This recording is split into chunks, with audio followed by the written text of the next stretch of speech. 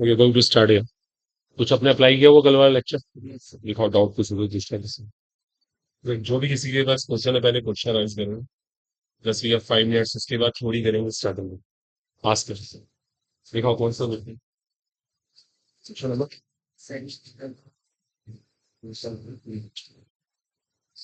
ये तो दो कॉलम्स है हमारे पास से, देखते हैं। एक कौन तो क्वेश्चन लोग के पास एक रिएक्शन है, इसका ना केसी हमारे पास है। केसी क्या होता है? केसी बस केसी है। बोलो बच्चों, किसी रिएक्शन का केसी मेरे पास अवेलेबल है, तो केसी का मतलब क्या है? Equilibrium constant in terms of concentration. KC के भी भूल गए या तो। Equilibrium constant in terms of concentration, मेरे पास केसी है इसका। अब मुझसे केपी निकालने के लिए बोला है इस रिएक्शन का। देखो मुझे केपी निकालना है, और पर्टिकुलरली दिस केमिकल रिएक्शन, इसका केपी कैलकुलेट करना है। हाँ, केसी गिवन है, हमें क्या निकालना है? केपी। इसका केपी निकालने के लिए बोला। सोच सकते हैं आप कैसे करेंगे? रैंडम बाकी बॉयज सोचे, अगर इस रिएक्शन का केसी गिवन है और इसका केपी निकालना हो तो सोचो जरा। कल आपको ही मैंने फंडामेंटल सिखाया था। देखिए, आपको इसका तरीका सिखाते हैं, सब यहाँ पे ध्यान दो। आपको केसी ना इस रिएक्शन का दिया होगा, आप पहले इस रिएक्शन का केसी निकाल लीजिए, निकल जाएगा बड़े आराम से। कैसे? देखो आप, इस रिएक्शन का इस रिएक्शन से क्या संबंध है, क्या रिलेशनशिप है? ये रिएक्शन इसका बिल्कुल उल्टा है, इसे कहता है रिवर्स। देखो, इस रिएक्शन का उल्टा करने से रिएक्शन बनी भी, आप देख सकते हो। यहाँ पे अमोनिया रिएक्टेंट है, यहाँ पे अमोनिया प्रोडक्ट है। यहाँ पे नाइट्रोजन हाइड्रोजन प्रोडक्ट है, यहाँ पे नाइट्रोजन हाइड्रोजन रिएक्टेंट। रिएक्शन को उल्टा कर दिया, सीधी सी बात।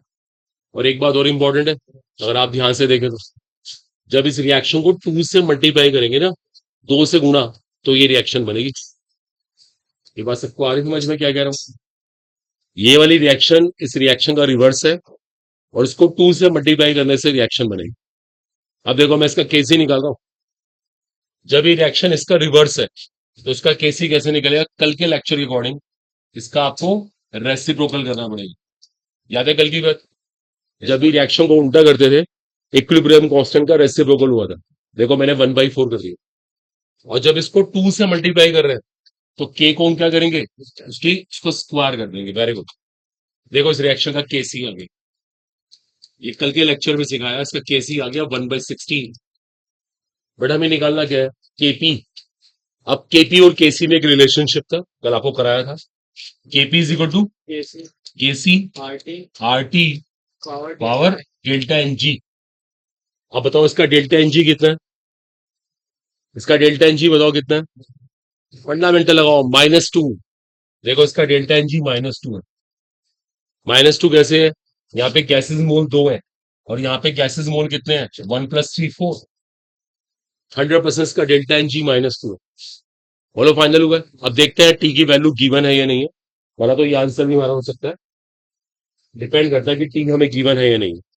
देखो उन्होंने टी ना दिया हुआ है 527 डिग्री सेल्सियस, 527 है, और आर की टर्म्स में आंसर निकालना है। कोई बात नहीं, देखो फाइनल आंसर बच्चों क्या है। मैं इस आर टी को ना नीचे ले जाता हूँ, ले जाने जाने से पावर प्लस हो जाएगी, आर को आर रखेंगे, और टेम्परेचर 527 है ना, इसे केल्विन में कन्वर्ट करें। कितना आ गया? ये आया 800, 800 आ गया। लीजिए इसका स्क्वायर कर देता हूँ, बस ये आपका आंसर है। ये आपका आंसर है, इसको सिंप्लीफाई करो, जैसे दे रखा है ना वैसे कन्वर्ट कर लो। सबसे मेन चीज है क्वेश्चन का नया कॉन्सेप्ट ये था। क्लियर हो गया आपको? ये कल की थ्योरी में था, जब रिएक्शन को उल्टा करते हैं इक्विलिब्रियम कांस्टेंट का रेसिप्रोकल करते हैं, जब रिएक्शन को 2 से मल्टीप्लाई करते हैं तो यहाँ पे स्क्वायर करते हैं। केपी और केसी का रिलेशनशिप हमने कल सीखा था, प्रैक्टिस भी की थी, प्रॉब्लम सॉल्व हो। ठीक है, डन है ये? इसको हटा रहे हैं। एक क्वेश्चन और है। हाँ, एक क्वेश्चन 4 भी है, एक किसी बच्चे का डाउट 8th भी है। चलिए 4 क्वेश्चन को देखिए। देखो 4 क्वेश्चन ट्राई करते हैं, सारे डाउट अभी ले रहे हैं। देखो बस 4th क्वेश्चन है। एक कौन टू क्वेश्चन क्या हो रहा है, हमारे पास एक रिएक्शन है, देखो ध्यान देना। जो उसका के और क्यू है ना, के एंड क्यू, व्हाट इज के? Equilibrium constant, what is Q? Reaction coefficient. जो के बाई क्यू है ना, वो 0.33 आ रहा है। ये वैल्यू आ रही है के बाई क्यू की। के बाई क्यू की वैल्यू है 0.33। अब वो आपसे कह रहे हैं ये बताओ, ये रिएक्शन किधर शिफ्ट होगी, ये किधर शिफ्ट होगी? चलो पता लगाते हैं। के बाई क्यू की वैल्यू ये आ रही है, इसका मतलब क्या हुआ? क्यू के से छोटा है, 100% छोटा है। छोटा है बड़ा है? कैसे छोटा है? सोच के बताओ। वैल्यू 1 से कम आ रही है, एक से छोटी। एक मिनट एक मिनट एक मिनट, ये वैल्यू 1 से कम है ना?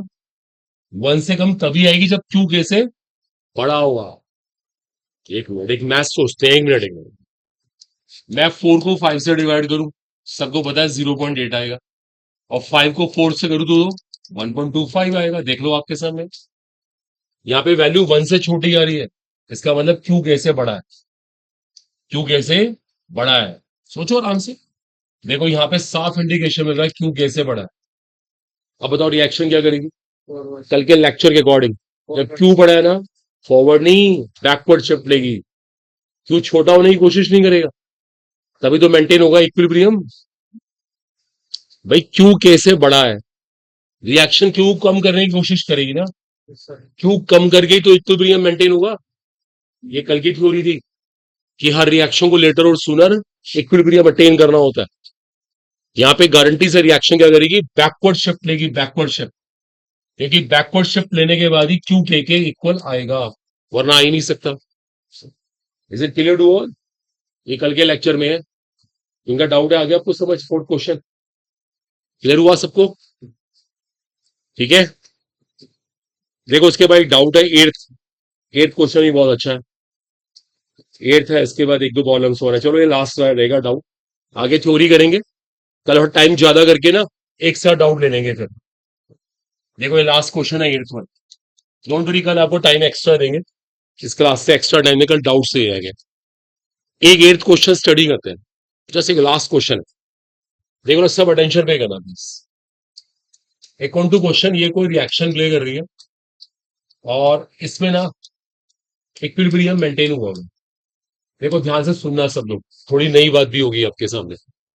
ठीक है, अमोनिया बनाने की बड़ी फेमस रिएक्शन है, इसको हैबर प्रोसेस कहते हैं, और इसमें इक्विलिब्रियम मेंटेन है। अब देखो सुनना ध्यान से, कह रहे हैं at equilibrium if some moles of hydrogen are replace by same number of moles of T2।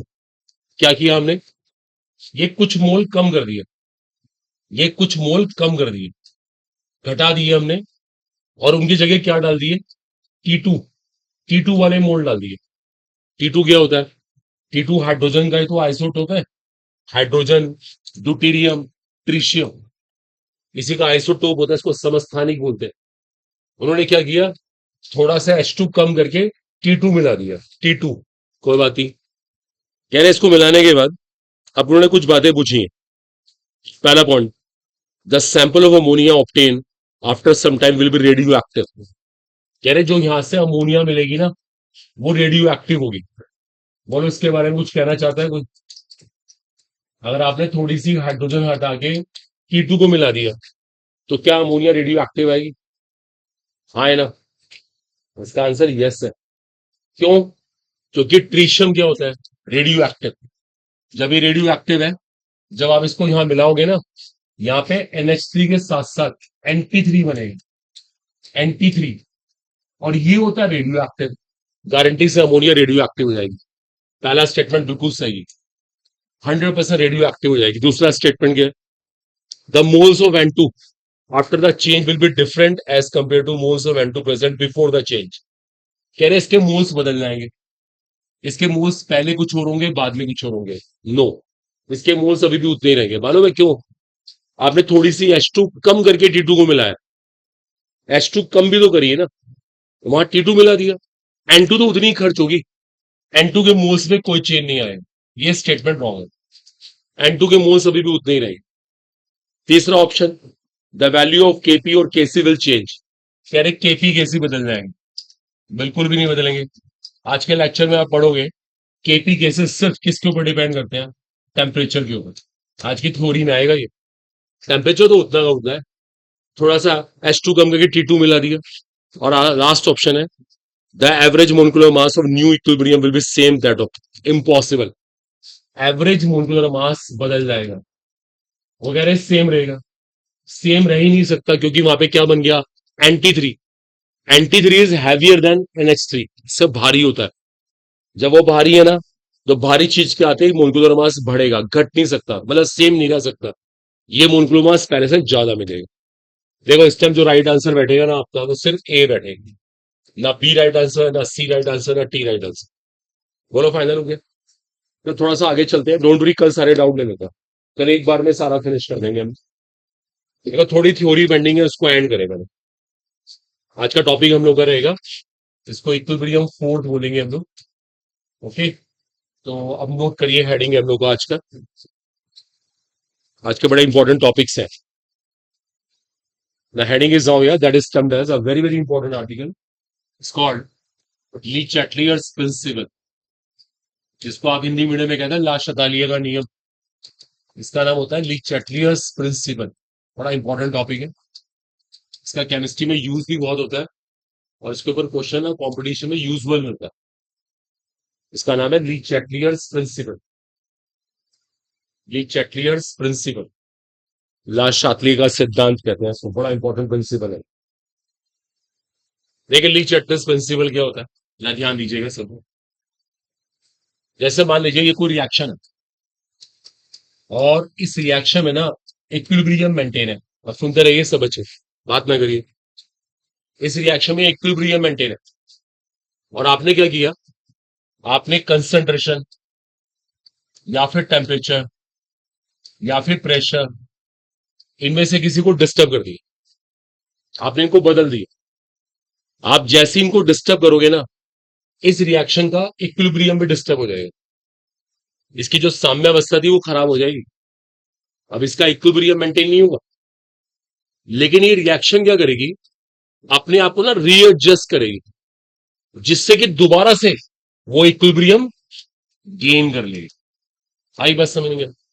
दोबारा सुनो, देखो दोबारा यहां पर देखो सब गर्ल्स बॉयज, एक रिएक्शन है, उसके अंदर पहले से ना इक्विलिब्रियम मेंटेन है, आपने इनमें से किसी को बदल दिया।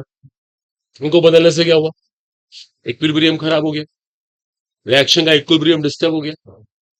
तो ये रिएक्शन क्या करेगी, अपने आप को रीएडजस्ट। रीएडजस्ट का मतलब होता है अपने अंदर चेंजेस लेकर आएगी, और चेंजेस इस तरह से लेकर आएगी कि वो दोबारा से क्या कर ले, इक्विलिब्रियम अटेन कर ले। कल की थ्योरी क्या थी, हर रिएक्शन को इक्विलिब्रियम अटेन करना लेटर और सूनर। देखो आपको एक कॉमन सा एग्जांपल देते तभी आएगा समझ, आपको साइंटिफिक बात समझ नहीं आती। आप में से कोई भी स्टूडेंट है, अभी बिल्कुल फिट है, वो क्लास में डेली आ भी रहा है, ऐसे मान लेते हैं, उसकी तबीयत बिल्कुल सही है, मैटर चांस कल को उसे फीवर हो गया। अब फीवर होते ही क्या हुआ, उसका इक्विलिब्रियम डिस्टर्ब हो गया, वो क्लास में आ भी नहीं पा रहा, चल भी नहीं पा रहा, उसकी हालत इतनी खराब हो गई कि इससे चला भी नहीं रहा। नेचुरली वो डॉक्टर के पास आएगा, मेडिसिन लेगा, एक दिन, 2 दिन, 3 दिन, 4 दिन मेडिसिन खाएगा, और मेडिसिन खाने के बाद दोबारा से अपने आप को क्या कर लेगा, दोबारा वहीं लेकर आएगा जैसे पहले वो था। बोलो, उसकी बॉडी दोबारा से वो चीजें कवर कर लेगी। किसी को 2 दिन लगेंगे, 3 दिन, 4 दिन प्रॉपर रेस्ट करेगा, डाइट लेगा, वो दोबारा वहीं पहुंच जाएगा। इसका मतलब दोबारा उसने क्या अटेन कर लिया, इक्विलिब्रियम अटेन कर लिया। जैसे हमारी नेचर है ना, ऐसी नेचर रिएक्शन की होती है।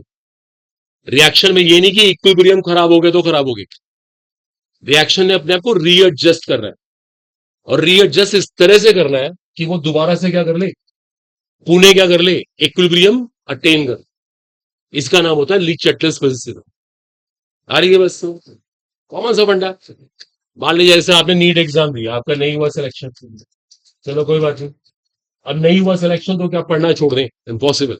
तैयारी करनी चाहिए फिर से, और मेहनत करो, कहीं ना कहीं मेहनत में कमी है, या तो पढ़ना ही नहीं आता हमें, या फिर हम कुछ कर ही नहीं पा रहे। हार्ड वर्क करो, जिससे कि दोबारा से हम उसको अटेन करें, हम क्रैक कर दें वो कॉम्पिटिशन। तो यही नेचर रिएक्शन की होती है। तो लिखो इसकी डेफिनेशन, देखो मैं बोर्ड पे लिखता हूँ, टाइम बच जाएगा। देखो मैं बोर्ड पे इसकी डेफिनेशन लिख देता हूँ फटाफट। चलो लिखिए लिखिए, भूलता रहता हूँ। If a reaction, if a reaction is in equilibrium, if a reaction is in equilibrium, if a reaction is in equilibrium and the factors like concentration, temperature, pressure, etc. And the factors like concentration, temperature, pressure, etc. are disturbed, are disturbed,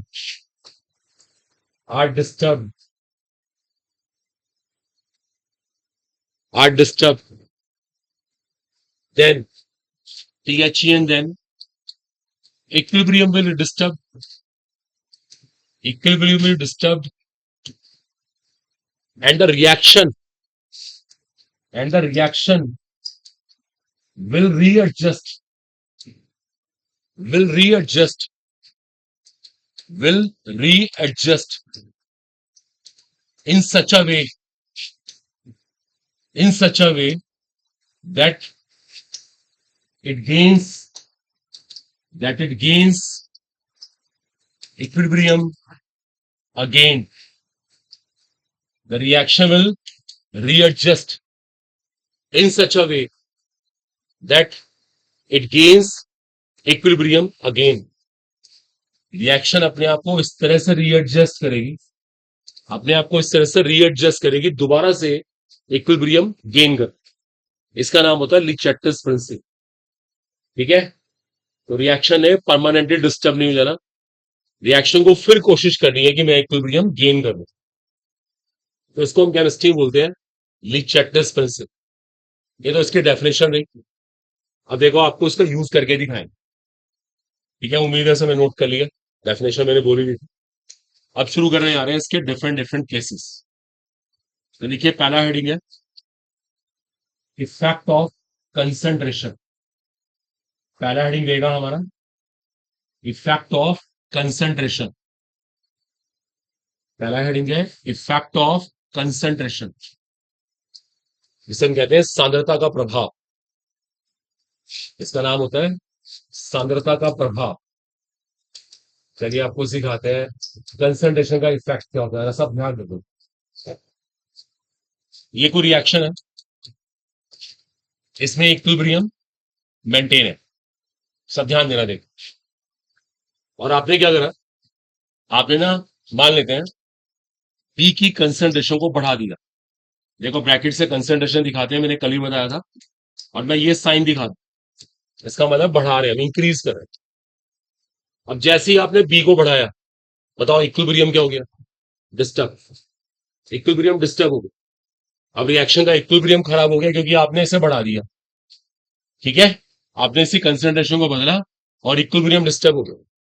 देखो क्या होगा, जैसे equilibrium disturb होगा, अगर मैं कल की theory के अकॉर्डिंग ये सॉल्व करूं तो क्या आएगा, क्या बोलेंगे इस रिजल्ट को, क्या बोले, कल सिखाया था मैंने। अरे भाई आपने इसको बढ़ा दिया, इसको बढ़ाने का मतलब है इक्विलिब्रियम डिस्टर्ब हो गया। अब जो ये कैलकुलेशन करके आएगा इसे क्या कहेंगे, इसको रिएक्शन कोएफिशिएंट कहेंगे। कल भी समझाया था मैंने आपको, जब इक्विलिब्रियम खराब हो गया तो इसको क्यू बोलना पड़ेगा। और एक बात और सुन लेना, मैथ्स के हिसाब से आपने इसको बढ़ाया है, इसको बड़ा किया है, तो क्यू कैसा हो गया, छोटा हो गया। क्यू लेस देन क्यू हो गया। देखो आप, बोला बात सबको आई समझ। देखो कॉमन से फंडामेंटल है, यहाँ पे क्यू लेस देन क्या आएगा। अब देखो जैसे क्यू लेस देन क्या आया, इक्विलिब्रियम खराब हो गया, बताओ रिएक्शन क्या करेगी। वेरी गुड, क्यू को बड़ा करने की कोशिश करेगी, रिएक्शन चाहेगी मैं इसको बड़ा करूं, के इक्वल लेकर आऊं। इसके लिए रिएक्शन को क्या लेना पड़ेगा, फॉरवर्ड शिफ्ट। इसका आंसर आ गया फॉरवर्ड शिफ्ट। ये रिएक्शन अपने आप को फॉरवर्ड शिफ्ट करेगी। फॉरवर्ड शिफ्ट करने के बाद ही क्यू इज इक्वल टू के आएगा, और उसके अंदर क्या मेंटेन हो जाएगा, इक्विलिब्रियम मेंटेन हो जाएगा। बोलो आया समझ नहीं आया, सोच के देखो। अभी कोई लिखेगा नहीं, लिखने की जल्दी मत कर। हो सकता है कोई क्या करे, मान लेते हैं कंसंट्रेशन सी की बढ़ा दे। अभी को लिखे ना, बहुत सारे केस आएंगे, किसी ने सी बढ़ा किया, अब इसको बढ़ाने का मतलब है इक्विलिब्रियम फिर खराब हो गया, फिर इक्विलिब्रियम डिस्टर्ब हो गया। आपने इसको बढ़ा किया था, आपने वैल्यू इंक्रीज कर दी, जैसी वैल्यू इंक्रीज होगी ये भी इंक्रीज हो जाएगा। मैथ्स लगा लो, इस बार क्यू मोर देन के चला गया, अब रिएक्शन क्या करेगी? 100% बैकवर्ड शिफ्ट। क्यू को छोटा करने की कोशिश करेगी, if it take backward shift, देखो उसको बैकवर्ड शिफ्ट लेना पड़ेगा। साफ दिख रहा है कहां पे फॉरवर्ड कहां पे बैक। एक केस वो ले लेते हैं, रिएक्शन ने तीनों को ही बड़ा कर दी। देखो सरप्राइज, ये बहुत टफ केस है, तीनों को इंक्रीज कर दिया ना। तीनों को इंक्रीज करने का मतलब क्या, देखो अब सब ध्यान देना, ये भी इंक्रीज, ये भी इंक्रीज, ये भी इंक्रीज, लेकिन इसका स्क्वायर हो रहा है। जब कोई चीज बड़ी होती है ना तो उसका स्क्वायर और बड़ा हो जाता है, उसको ए मल्टीप्लाई कर रहा है तो ये वैल्यू और बड़ी हो गई, और इसका बड़ा होने का मतलब है क्यू कैसा हो गया, छोटा हो गया। क्यू लेस देन के, मतलब रिएक्शन क्या करेगी, फॉरवर्ड शिफ्ट। देखो ऐसे पता लगाते रहेंगे, ऐसे पता लगाते रहेंगे रिएक्शन क्या करेगी। दो तीन केस मैंने करा दिया, तो नोट करो फटाफट, अरे नोट कीजिएगा। किस केस में फॉरवर्ड शिफ्ट, किस केस में बैकवर्ड शिफ्ट, यानी क्लियर होना चाहिए। तो उसका पहला केस डिस्कस कर लिया हमने, इफेक्ट ऑफ कंसंट्रेशन, इसको हिंदी में कहते हैं सांद्रता का प्रभाव। इसका हिंदी नेम है सांद्रता का प्रभाव।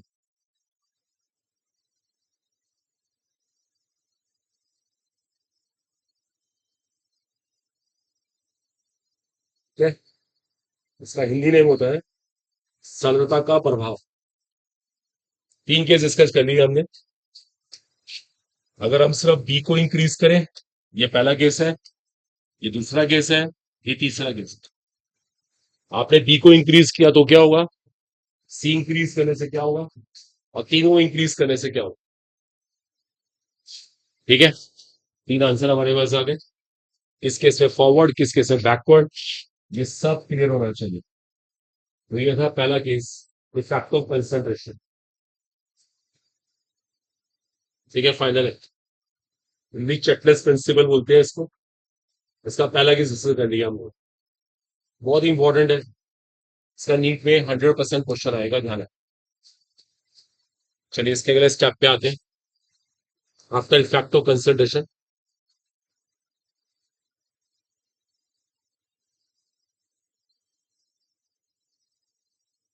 ठीक है, सब कॉपी कर चुके। चलिए अगला केस है इसके बाद, उसको बोलते हैं effect of pressure. Now heading is here effect of pressure. आप सिखाते हैं आपको प्रेशर का इफेक्ट क्या है। जिसे कहते हैं ना दाब का प्रभाव, इफेक्ट ऑफ प्रेशर। देखो इफेक्ट ऑफ प्रेशर की केमिस्ट्री क्या होती है। इस बार आपको कोई रिएक्शन इस तरह से नहीं दी, देखो कोई रिएक्शन इस तरह से आपको किसी ने दी। इस बार सारी की सारी ना गैसेस है, गैसेस। किसी ने सी का प्रेशर बढ़ा दिया, देखो ध्यान देना, किसी ने सी का प्रेशर बढ़ा दिया, अकेले सी का प्रेशर। अब सी का प्रेशर बढ़ाते ही फिर इक्विलिब्रियम खराब हो गया, और वहां पे क्या क्रिएट हो गया, वहां पे रिएक्शन कॉन्स्टेंट क्रिएट हो गया। देखो ये क्रिएट हो गया, और ये क्यों क्या हो गया, मोर देन के चला गया। मैथ्स लगा लो, आपने इसको बड़ा किया, ये वैल्यू बड़ी हो गई, क्यू मोर देन के चला गया। रिएक्शन बताओ क्या करेगी, 100% बैकवर्ड शिफ्ट, और तो उसके पास चॉइस नहीं, उसको बैकवर्ड शिफ्ट करके क्यू इज इक्वल टू के कर देना चाहिए। आंसर है कितना कॉमन सा फंडा। ऐसे वो कोई भी केस है आप पता लगा, किसी ने अगर आपसे कह दिया कि हमने तो ए का प्रेशर घटाया था, अब कम करने की बात चल रही, अब आपने इसका प्रेशर कम कर दिया, फिर इक्विलिब्रियम खराब हो गया। क्यों कितना आया है देखो, देखो फिर मैथ्स लगाना, देखो मैथ्स लगाना, आपने प्रेशर कम कर दिया, पता है इसे कम करते ही क्यों क्या हो गया, बड़ा हो गया। क्योंकि वैल्यू मोर देन के चलेगी, रिएक्शन क्या करेगी, बैकवर्ड शिफ्ट। इसको बैकवर्ड शिफ्ट करना पड़ेगा। बोलो आ रहा है समझ में, ऑर्डनरी सा मैथ्स है। ओके, क्लियर हो गया। आपने एक का प्रेशर कम किया, ठीक है, इट्स ओके, नोट कर लो इसको भी। तो ये था effect of pressure, effect of concentration, effect of pressure. एक में आया सांद्रता का प्रभाव और एक में आया दाब का प्रभाव। Effect of concentration, effect of pressure, दोनों के डिस्कस कर लिया हम लोगों ने।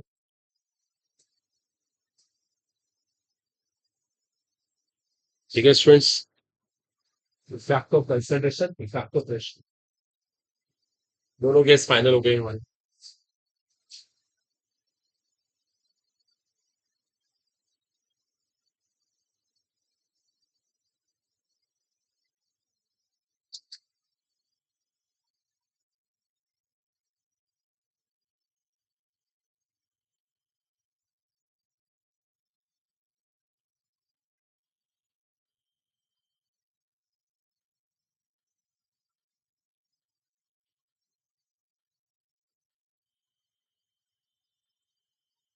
देख क्लासरूम चेंज कर लेते हैं। लेकिन खुला है क्लासरूम, कोई देख के ना एक बार जरा, जैसे घसे वाला बोर्ड चौक पर लगे। देखिएगा प्लीज जरा प्लीज, देख लो कोई भी रहते।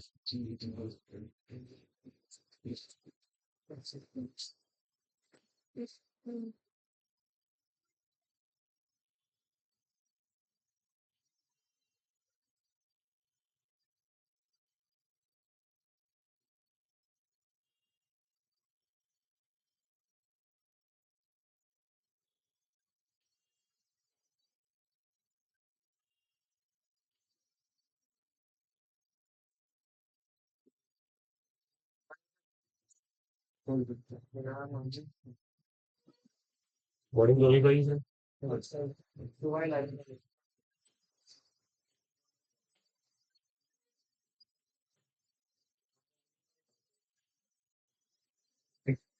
The next important heading is now here, that is termed as effect of temperature on equilibrium constant. Effect of temperature on equilibrium constant. अगर super article NEET favourite topic है, effect of temperature on equilibrium constant. इस topic को बोलते हैं went Hoff equation. इसका नाम होता है वेंट हॉफ इक्वेशन। बड़ा इंपॉर्टेंट टॉपिक है, हमें इस पर ये स्टडी करना है कि टेम्परेचर को बदलने से इक्विलिब्रियम कांस्टेंट पे क्या फर्क पड़ता है। जो रिएक्शन का साम्य स्थिरांक होता है ना, वो कैसे टेम्परेचर डिपेंडेंट होता है, ये स्टडी कर। Effect of temperature on equilibrium constant. अब देखो हमें एक इक्वेशन पढ़नी पड़ेगी, नाम है इसका वेंट हॉफ। ये सब ध्यान दीजिएगा, अब कोई लिखेगा नहीं कुछ भी। एक हमारे पास मैथमेटिकल इक्वेशन है, हमें कोई ड्राइवेशन नहीं करना इसका। इसको बोलते हैं वेंट हॉफ इक्वेशन। सब ध्यान देना, देखो यहाँ पे बात ना करे कोई स्टूडेंट। इसको वेंट हॉफ इक्वेशन बोलते हैं। देखो अब इसको रीड कैसे करते हैं। K is equal to A e raise to power, ये ई की पावर है, minus delta H naught by R T. K is equal to A raise to power minus delta H naught by R T. इसको ऐसे read करते हैं, ये e की power होती है। ये डेल्टा एच नोट क्या है, स्टैंडर्ड एंथैल्पी। ये रिएक्शन की स्टैंडर्ड एंथैल्पी है। देखो थर्मोडायनेमिक्स का रोल आ जाता है यहाँ पर ना, ये चैप्टर थर्मो से कनेक्टेड है। स्टैंडर्ड एंथैल्पी कहते हैं इसको, स्टैंडर्ड एंथैल्पी, मानक एंथैल्पी। देखेंगे जब थर्मो में पढ़ेंगे। आर वेल नोन है, गैस कांस्टेंट है, सबको पता ही है। टी यहाँ पर एब्सोल्यूट टेम्परेचर, जिसे हिंदी में परम ताप कहते हैं, जो टेम्परेचर केल्विन में होता है। इस ई को बोलते हैं मैथ्स में एक्सपोनेंट्स, एक्सपोनेंशियल कह देते हैं, एक्सपोनेंशियल। ए के यहाँ पर एक कांस्टेंट है, वेल नोन है, इक्विलिब्रियम कांस्टेंट है। और जो ये ए होता है ना, ये भी एक कांस्टेंट है, ये भी एक कांस्टेंट है। बताएंगे इस कांस्टेंट का रोल क्या होता है। आप सबको ना ये एक्सप्रेशन रट लेना चाहिए, अगर क्वेश्चन करने हैं कॉम्पिटिशन के अच्छे से, तो हमें इसको बिल्कुल लर्न कर लेना चाहिए। K is equal to A e raise to power, e की पावर है ये, ई की घात है, minus delta H naught by R T. Note करो उसको एक बार, आप बात नहीं करेगा, नोट कीजिए इसको, पढ़ा।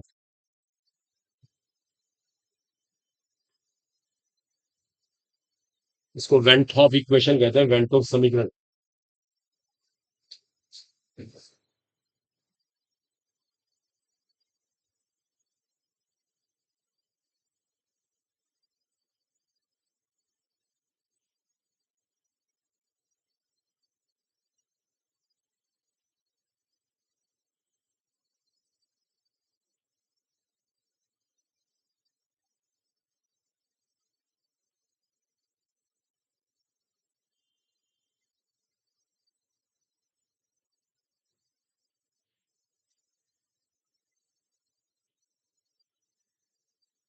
ठीक है, इसका नाम है van't Hoff equation, van't Hoff समीकरण।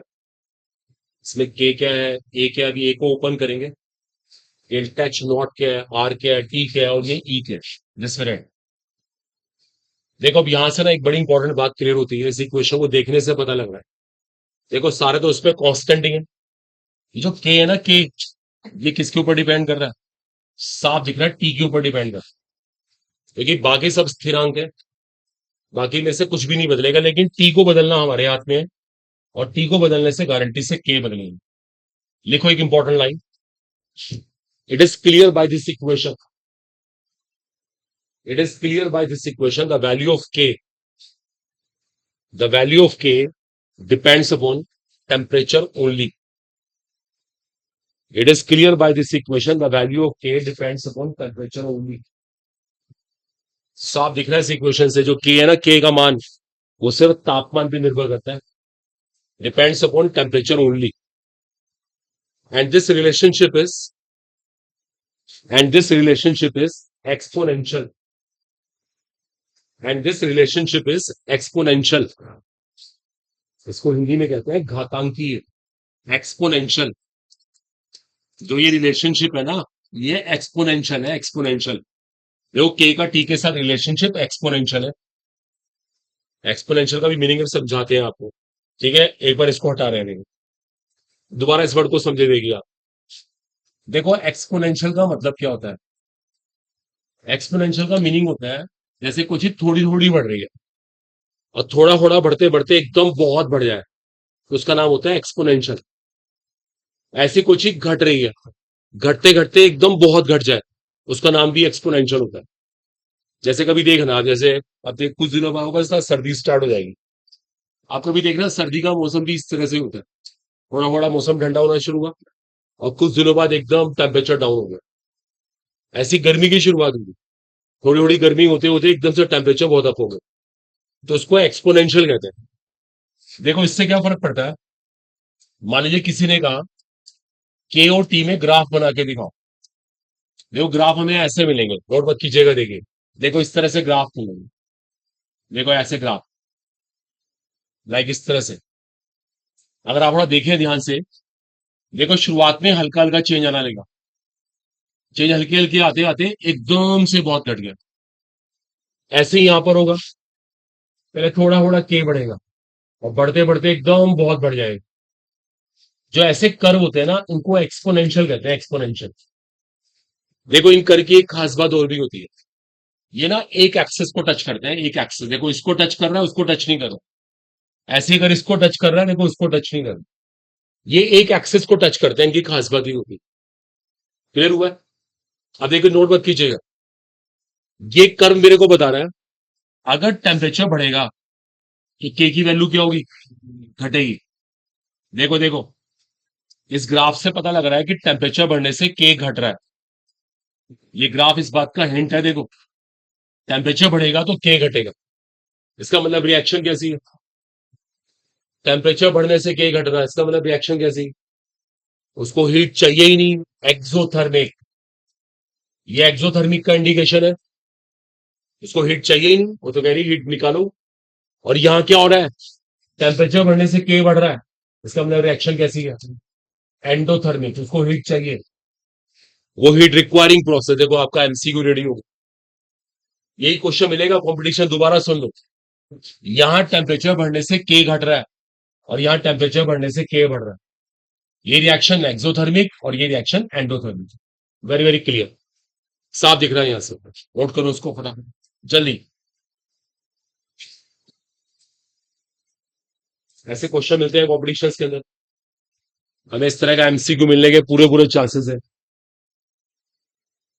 वो आपसे रिएक्शन का टाइप पूछेंगे, बताओ इसको देख के बताओ रिएक्शन किस तरह की रिएक्शन है, इसका प्रकार क्या है, तो आप पता लगा लो कि टेम्परेचर बढ़ने से के बढ़ रहा है या के घट रहा है, उसका टेम्परेचर का इफेक्ट क्या बढ़ रहा है, उसका प्रभाव क्या है। इस तरह की बातें बहुत काम आती है, तो किया सब लोगों ने। और एक एक्सिस को टच करेगा, एक अक्ष दूसरे को नहीं करेगा, ध्यान रखना। ये एक्सपोनेंशियल कर्व की सबसे खास बात, उसकी विशेषता है। चलिए इसको हटाएं, डन हो गया। अगले एस्पेक्ट पे आते हैं। देखो जैसे हमारे पास ये फंडामेंटल इक्वेशन है, देखो सब स्टूडेंट यहाँ पे ध्यान दो, मैं एक काम कर रहा हूं, मैं इसका लॉग ले रहा हूं, लॉग, दोनों साइड का लॉग ले लेते हैं, on taking log of both the sides. जैसे मैंने लॉग लिया, ये बन गया लॉग के, ये लॉग ए इंटू बी है। लॉग ए इंटू बी क्या होता है, लॉग ए प्लस लॉग बी, देखो ये ऐसे टूट जाएगा। और आपको पता होगा लॉग ए पावर बी क्या होता है? B log A. Log A power B क्या होता है? बी लॉग ए।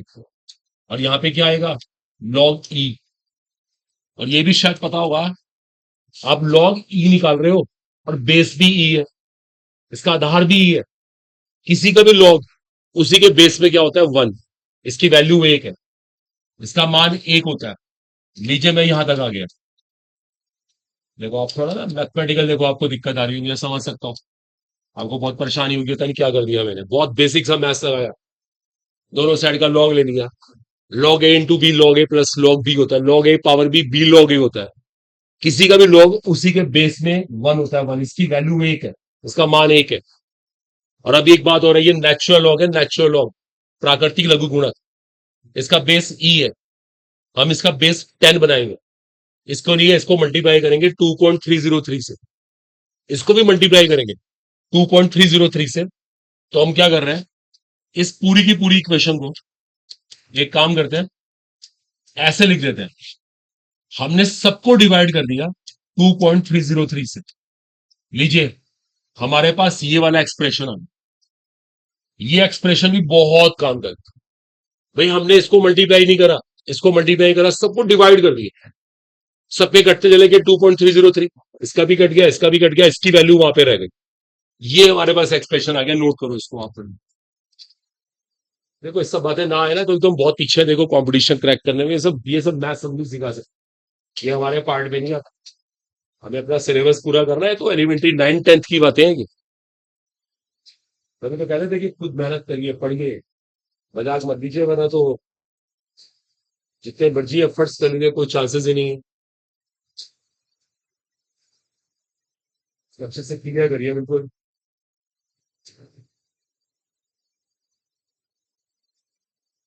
तो आखिरी में हमारे पास ये वाली इक्वेशन बन के आएगी। अब देखो मैं आपको इस इक्वेशन का यूज करके दिखाऊंगा। इस इक्वेशन से भी बहुत क्वेश्चन आते हैं, बहुत इंपॉर्टेंट है ये।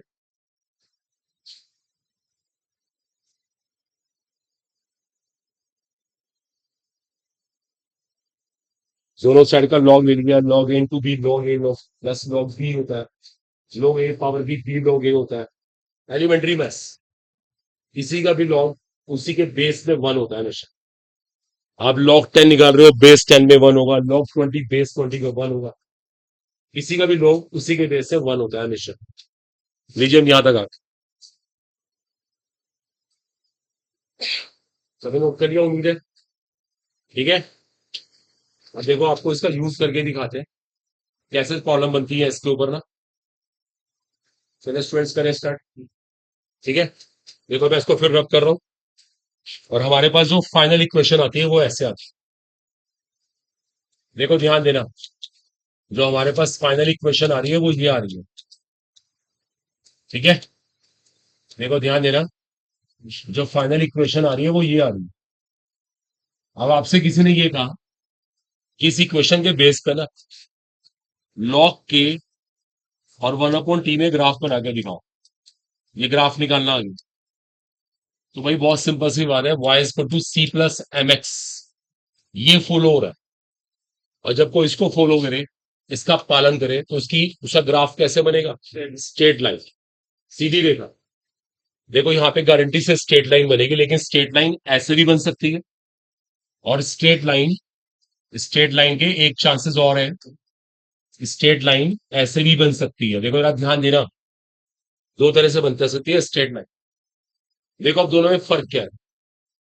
ये वाली स्ट्रेट लाइन का मतलब है स्लोप क्या है? नेगेटिव। नेगेटिव स्लोप तब आएगा जब ये वैल्यू क्या होगी? पॉजिटिव, क्योंकि इसके आगे माइनस साइन है, तभी तो नेगेटिव स्लोप आएगा। और पता है इसका पॉजिटिव आने का मतलब प्रोसेस कैसा है? प्रोसेस कैसा है? एंडोथर्मिक। देखो बहुत सारी बातों को बच्चों को नहीं पता होता। और यहाँ पे स्लोप कैसा आ रहा है? पॉजिटिव।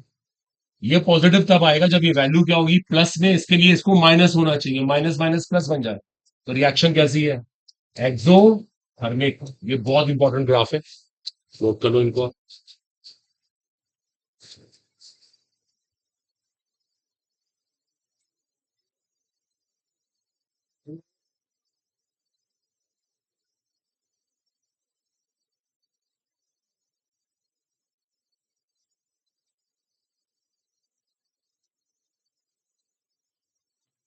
ठीक है। रिएक्शन एंडोथर्मिक और reaction exothermic, that must be clear.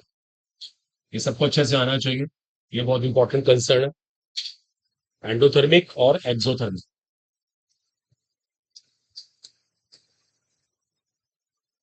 Note कर लीजिएगा।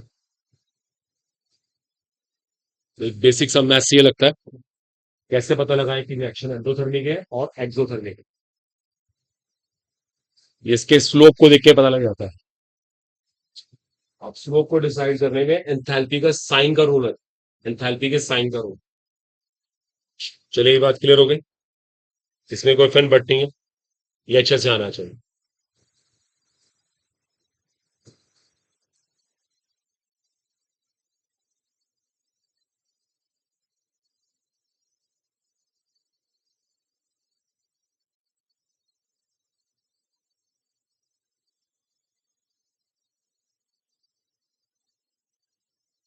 चलिए फाइनल है, ठीक है।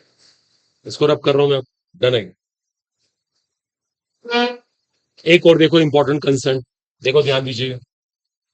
अब जैसे हमारे पास फंडामेंटल इक्वेशन ये है, देखिए ध्यान दीजिएगा।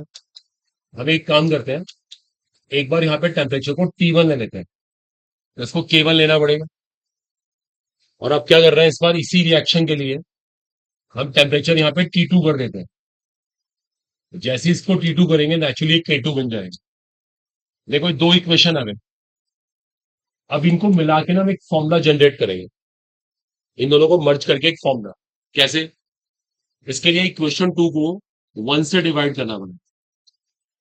देखो 2 को 1 से डिवाइड कर दिया, जैसे 2 को 1 से डिवाइड करते हैं K2 बाई K1 बन जाएगा, ए से ए कट जाएगा, e power minus delta H naught by R T two upon e power minus delta H naught by R T one. ये हमारे पास एक्सप्रेशन आ गया।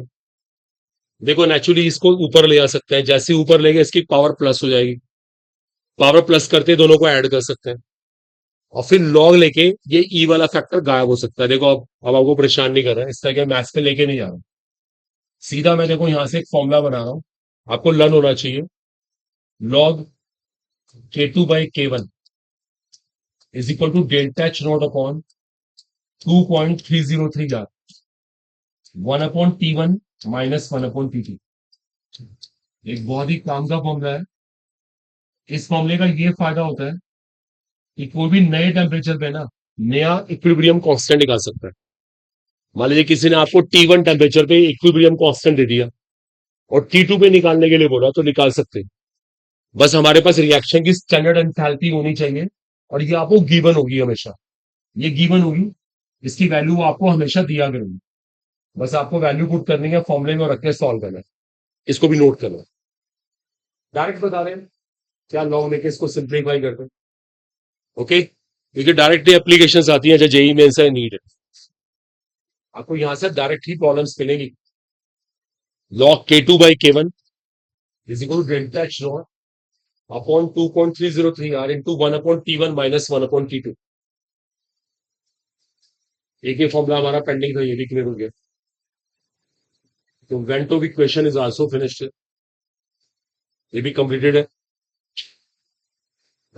अब एक आखिरी आर्टिकल है बस इस चैप्टर में, पर्टिकुलर इक्विलिब्रियम फोर्थ।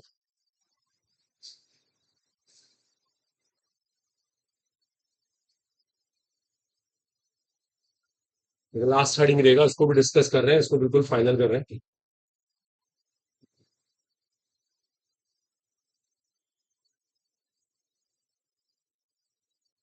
चलिए ओके स्टूडेंट्स, सीधा हम लोगों ने यहां से लॉग लेके सिंप्लीफाई किया, तो मैंने डायरेक्ट लिख दिया और टाइम सेव करने के लिए। और जो डेल्टा एच नॉट है ये कांस्टेंट है, इसे बोलते हैं स्टैंडर्ड एंथैल्पी। ये स्टैंडर्ड एंथैल्पी है। हम दो डिफरेंट टेम्परेचर्स पे काम कर रहे हैं, एक T1 एक T2। ठीक है स्टूडेंट्स, तो कंफ्यूजन नहीं, बिल्कुल डोंट वरी, ये सब चलता है। डायरेक्ट याद करें ना, इसको अप्लाई कर, जेई स्टूडेंट नीट स्टूडेंट कोई भी हो। चलिए इसको रब कर रहा हूं मैं ना। नेक्स्ट हेडिंग है, इसके बाद हमारा लास्ट आर्टिकल है, relationship between, article now the relationship between KP, KP and alpha. KP and alpha, KP and alpha क्या होता है? केपी, केपी किसको बोलते हैं बताओ? Equilibrium constant terms of partial pressure.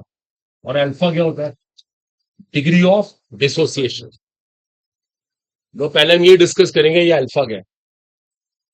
वैसे तो अल्फा को डिग्री ऑफ डिसोसिएशन कहते हैं, इसका हिंदी नेम होता है वियोजन की मात्रा। अभी आप मत लिखिए, सुनते रहिए पहले, लिखने की जल्दी मत करिए, यहाँ पे टेंशन नहीं। इसको हिंदी में कहते हैं वियोजन की मात्रा। देखो कैसे निकलता है degree of dissociation. Basically alpha क्या चीज है? Number of moles dissociated upon number of moles taken. देखो इस रेशो को बोलते हैं अल्फा, इस रेशो का नाम अल्फा होता है। आपने कितने मोल लिए और उनमें से कितने मोल टूट गए, ये टूटे हुए मोल होते हैं, ये लिए गए मोल है। इस रेशो को अल्फा कहते हैं। मान लीजिए मैंने एक कंपाउंड के 5 मोल लिए और 5 में से 4 टूट गए, तो 4/5 दैट्स अल्फा, इसको अल्फा बोलेंगे। ये एक फ्रैक्शन है, अगर चले मैथ से अकॉर्डिंग तो फ्रैक्शन है। बताओ अल्फा की मैक्सिमम वैल्यू क्या आ सकती है? अल्फा की अधिकतम वैल्यू क्या आ सकती है? 1। ज्यादा क्या हुआ? जितने मोल लिए सारे के सारे टूट गए। आपने 5 मोल लिए, 5 के 5 टूट गए। भाई ज्यादा 5 ही टूटेंगे, 5 ही लिए थे आपने, तो अल्फा की मैक्सिमम वैल्यू क्या आती है? 1। कॉमन सी बात। तो अल्फा सिंपल एक मैथमेटिक्स है, एक फ्रैक्शन है, कितने मोल टूटे और कितने मोल लिए। और अगर देखा जाए, देखो एक और मैथ्स है, अभी आपने यहां से अल्फा निकाला, आप ऐसे भी कर सकते हो, मेरे 5 मोल लिए, 4 टूटे, एक में से कितना टूटा? जो एक में से टूटता है उसको भी क्या कहते हैं? अल्फा। सोच के देखो आप। भाई 4/5 आने का मतलब यही है कि आप चेक कर रहे हो कि एक मोल में से कितना ब्रेक हुआ। जो एक मोल में से ब्रेक होता है उसको अल्फा कहा जाता है। लिखो इसको, नोट करो इतना सा पार्ट जल्दी से, क्विक। अल्फा क्या चीज है, अल्फा कैसे निकलता है, और अल्फा की मैक्सिमम वैल्यू क्या आ सकती है। ये मैं रब कर रहा हूं, उसका कोई रूल नहीं है। जो एक मोल में से ब्रेक होता है ना, एक मोल में से ब्रेक, इसको अल्फा बोलते हैं, ध्यान रखना। अगर एक मोल की बात करें तो एक मोल में से कितना टूटा, दैट इज अल्फा। ठीक है। अब देखो मुझे सिखाना है इस केपी का अल्फा के साथ क्या रिलेशनशिप। केपी को अल्फा से रिलेट करेंगे, ठीक है, ओके। तो अल्फा पता लग गया सबको, अल्फा की मैक्सिमम वैल्यू क्या आ सकती है पता लग गया। अब देखो मेरा एम है केपी को अल्फा से रिलेट करना, ठीक है, ध्यान दीजिएगा सब। केपी को अल्फा से रिलेट करते हैं। देखो मैं आपको ना ट्रिक सिखाऊंगा, मतलब एक मेथड सीखेंगे, फिर कैसा भी केस है हम सॉल्व करेंगे। रटने याद नहीं करना है किसी को। सपोज करो ये रिएक्शन प्ले कर रही, देखते रहिए सब लोग। और मुझे किसी ने ये कहा कि इसका केपी और अल्फा में क्या रिलेशनशिप है। देखो मैं करके दिखाता हूँ प्रोसेस क्या होता है। आपने रिएक्शन की शुरुआत की, मान लो हम टाइम 0 की बात कर रहे हैं। पता है टाइम 0 का मतलब क्या है? उस टाइम ये अकेला था, उसे कहते हैं टाइम 0। उसको कहते हैं ना शुरुआत, रिएक्शन की शुरुआत में अकेले पीसीएल फाइव। आप ये मान लो उस टाइम इसका एक मूल था, एक मूल। आपने एक मूल ले रखा था, ये मूल्स है। आपने उस टाइम इसका एक मूल ले रखा था। बताओ उस टाइम इनके मूल कितने कितने होंगे?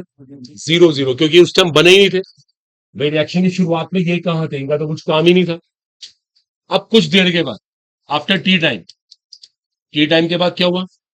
अब नंबर ऑफ मोल्स कितने हो गए? अब इसमें से वन में से कुछ चला गया, वन में से कुछ पार्ट जाएगा। और अभी क्या कहा था मैंने? वन में से हमेशा कितना जाएगा? अल्फा। तो कितना बच गया? 1 - अल्फा। वो कितने कितने बन गए? Alpha alpha. क्यों? क्योंकि इसके एक खर्च होने से ये एक बनता है, इसके एक खर्च होने से ये भी एक बनता है। तो अल्फा खर्च होने से अल्फा बनेगा, अल्फा खर्च होने से अल्फा बनेगा। बोलो क्लियर हुआ सब कुछ? कॉमन सा बस। हमने एक लिया था, वन में से अल्फा चला गया, वो अल्फा अल्फा बन गया। अब टोटल नंबर ऑफ मोल्स निकालते हैं। टोटल नंबर ऑफ मोल्स कैसे निकलते हैं? तीनों को जोड़ दो। आपने तीनों को ऐड किया, एक अल्फा कैंसिल हो गया, क्या आ गया? 1 + अल्फा। कुल मोल आ गए आपके पास। अब क्या करिए, हर एक के मोल्स को टोटल नंबर ऑफ मोल से डिवाइड कर दीजिए। क्या कहते हैं इसको, क्या बोलते हैं इसको, मोल फ्रैक्शन। हिंदी में कहते हैं मोल प्रभाज। आपने तीनों के मोल फ्रैक्शन निकाली है, देखो देखो दोबारा ध्यान से एक बार। आपने तीनों के मोल फ्रैक्शन निकाली है, देखो ये भी मोल फ्रैक्शन है, ये भी मोल फ्रैक्शन है, और ये भी mole fraction. Basically mole fraction क्या होता है, number of moles upon total number of moles. इसको मोल प्रभाज बोलते हैं, अभी कोई लिखे मत प्लीज। टोटल प्रेशर से मल्टीप्लाई कर दो, टोटल प्रेशर से मल्टीप्लाई करते क्या आ गया, क्या आ गए तीनों के, पार्शियल प्रेशर, आंशिक दाब। देखिए पीछे बच्चे लिखने में बिजी है, मैडम सुन लीजिए ना पहले अच्छे से। आपको बार बार कहता है 11th 12th क्लासेस चल रही है, आप नोट्स बनाने के लिए यहाँ पर आए हैं, समझने के लिए आए हैं। तीनों के पार्शियल प्रेशर आ गए, तीनों के आंशिक दाब आ गए आपके पास। अब केपी निकलेगी। केपी निकालने के लिए इसके पार्शियल प्रेशर को वेल नोन है क्लोरीन के पार्शियल प्रेशर से मल्टीप्लाई करके PCl5 के पार्शियल प्रेशर से डिवाइड कर देंगे, ऐसे निकलता है केपी। बस मैं सारी वैल्यू पुट कर रहा हूं। कितना है pressure of PCl3, alpha upon 1 + alpha × P। कितना है pressure of chlorine, alpha upon 1 + alpha × P। और कितना है partial pressure of PCl5, 1 - alpha upon 1 + alpha × P। बोलो ये मैथ सबको आ रहा है सब। अब जो कैंसिल होता है कैंसिल करो, एक 1 + अल्फा एक कैंसिल, एक P भी यहां से कैंसिल हो रहा है, ऊपर अल्फा बचे।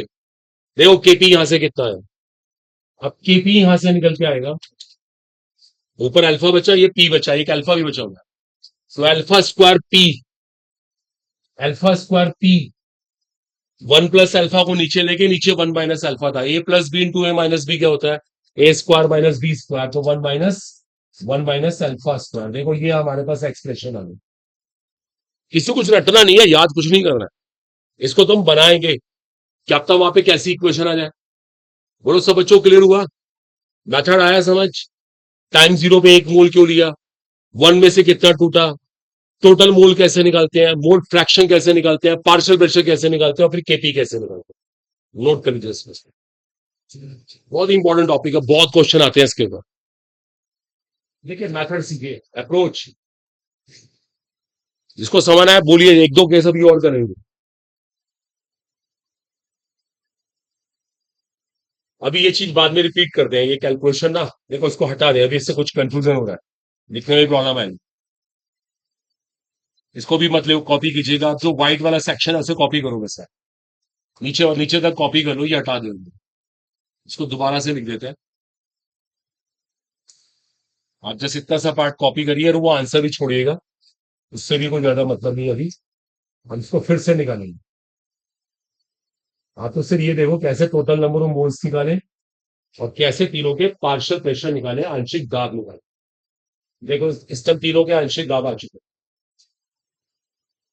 PCl3 का भी आंशिक दाब आ गया, क्लोरीन का भी आ गया, और PCl5 का भी आ गया। आंशिक दाब निकालने के लिए ऐसे ही करते हैं, कुल दाब को मोल प्रभाव से गुणा कर रहा हूं। तो तीनों के हमारे पास पार्शियल प्रेशर आ गए, तीनों के आंशिक दाब आ गए।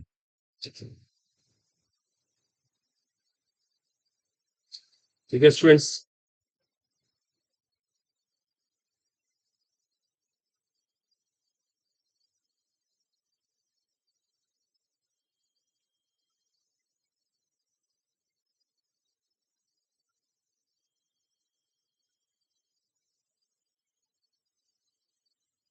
डन। अब हमें निकालना है केपी। केपी निकाल के दिखाते हैं, केपी कैसे निकाला जाए।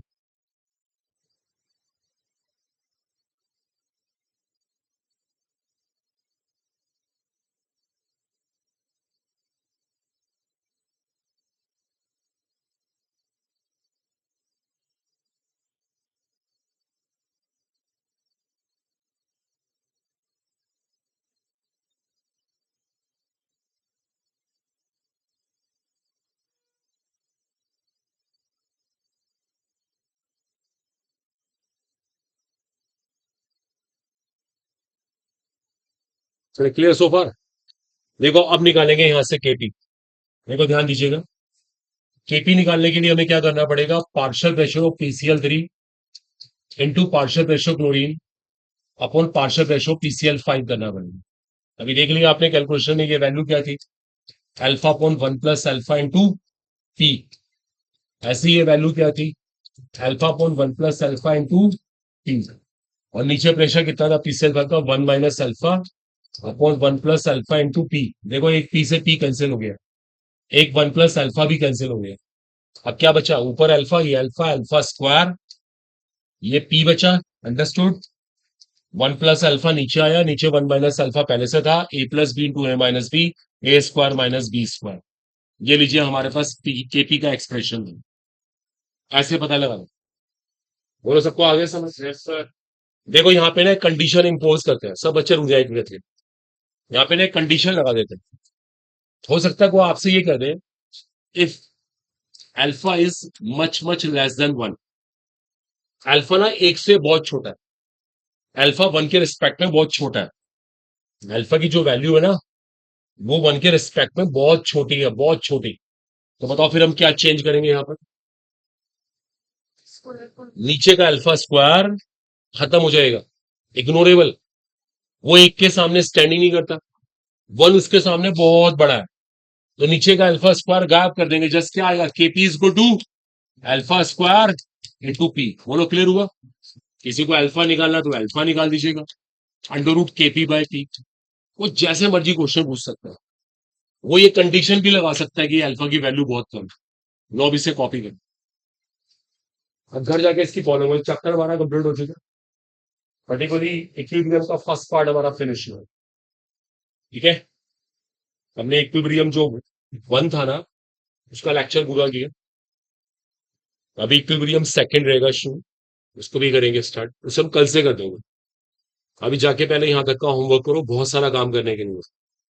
दिखाना बुक, देखो आपको देते हैं तो कहाँ से कहाँ तक क्वेश्चन हमारे कवर हो गए। तो आप चाहे ना, आप तो 1 से स्टार्ट कीजिएगा, आपको क्वेश्चन छोड़ना ही नहीं है आपने। देखो 1 से लेके ना टिल क्वेश्चन नंबर, देखो जो आज की थ्योरी से कवर हुआ है, देखो इतनी प्रैक्टिस करेंगे तब जाके सिलेक्शन होता है। यहाँ पर अगर हम पूछे तो देखो 1 to 125, क्वेश्चन नंबर 1 से लेके 125, देखो ये क्वेश्चन कवर्ड है। देखो नो डाउट आपको प्रॉब्लम भी आएंगी, आनी भी चाहिए, जो पढ़ेगा नेचुरली उसको प्रॉब्लम आएंगी, लेकिन प्रॉब्लम डिस्कस करें। और देखो अगर 1 से 25 तक नहीं हो तो कम से कम स्टार्टिंग के 50 क्वेश्चन कर ले, 50 क्वेश्चन। तो अगर इससे कम कर पा रहा है ना, या कर ही नहीं पा रहा है, तो फिर वो भूल जाए, सिलेक्शन नहीं हुआ पहले बता। बहुत लोग तैयारी करते हैं, लेकिन हर एक पर्सन सिलेक्ट क्यों नहीं हो रहा, लेकिन हर एक पर्सन लेबोरियस है। डॉक्टर बनने का एक सपना होना अलग चीज है, लेकिन उसके लिए मेहनत करना एक अलग चीज है। तो ऐसे लोग कम होते हैं जो उसके लिए मेहनत करते हैं। बस सबका एक प्लान है कि मेरे को यार बस मेडिकल में सिलेक्शन चाहिए, तो नहीं हो रहा है ऐसे भी। अब कल का टाइमिंग सुन लीजिए, कल का टाइमिंग हम जल्दी करें थे। कल की हमारी क्लास का जो टाइमिंग रहेगा ना, हम ना 12:45 करें, टिल 1:30 पहले मैं डाउट लूंगा। इसके लिए कोई रिकॉर्डिंग नहीं है, पहले हम डाउट ले लेंगे, डाउट के बाद अपनी क्लास करेंगे। ठीक है, तो 45 मिनट्स डाउट्स के, इसके बाद डाउट्स तो वही आइएगा बस, फालतू सब आगे ना बैठे। जिसके बाद डाउट्स होंगे वही आना, अननेसेसरली फालतू नहीं आएंगे वो लोग। जिसको आगे थ्योरी पढ़नी है 1:30 आइएगा। ठीक है, आज के लिए इतना ही कर रहे हैं। Thank you.